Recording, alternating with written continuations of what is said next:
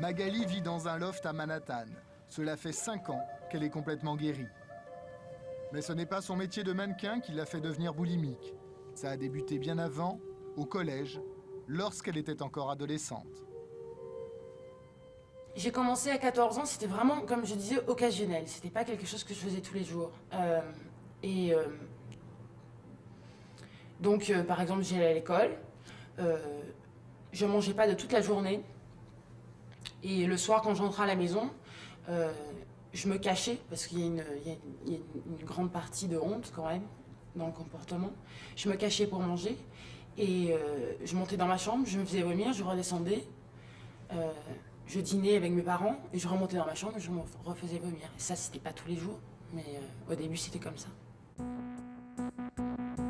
À 17 ans, Magali arrive à New York. À l'époque, elle n'est qu'un mannequin débutant. On ne lui envoie pas encore de voiture pour l'amener aux séances photo.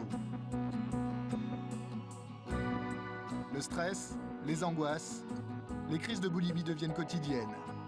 Magali découvre les coulisses du monde de la mode, un univers parfois impitoyable.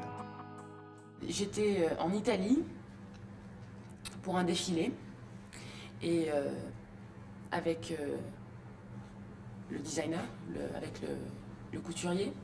Et le couturier en italien a dit à son assistant, je sais plus qui c'était, ou la personne qui était à côté de lui, ou là, elle est grosse, elle est vraiment énorme, c'est une grosse vache.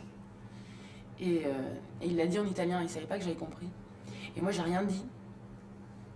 Tout ce que j'ai fait, c'est que je suis rentrée à l'hôtel, j'ai dévoré, je crois, des sandwichs ou 2 ou 3, je sais plus. Enfin, j'ai acheté énormément de nourriture et la seule chose que je savais faire, c'est de manger frénétiquement et de me faire vomir. Aujourd'hui, séance photo dans un studio au sommet d'un building new-yorkais. Le poids, la taille, pour Magali, ce n'est plus une obsession. Elle a décidé de ne plus se soumettre aux critères de minceur qui règnent dans le monde de la mode. On film, you generally gain 10 pounds. You look heavier on film, so you sort of do have to be thinner than plus mince que vous le souhaitez, you might ou want, comme vous or le seriez dans une vie normale. optimally La to photo maybe vous be fait in real paraître life plus because grosse. the camera adds weight. Et vous pensez qu'aujourd'hui, il y a beaucoup de mannequins qui ont des troubles alimentaires? Je sais pas, parce qu'on n'en parle pas. C'est le dernier tabou de l'industrie. Les gens ne parlent absolument pas des troubles alimentaires.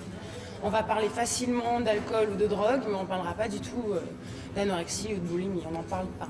It's okay to be a junkie. Être drogué, ça va. Mais avoir des troubles alimentaires, ça fait vraiment peur aux gens.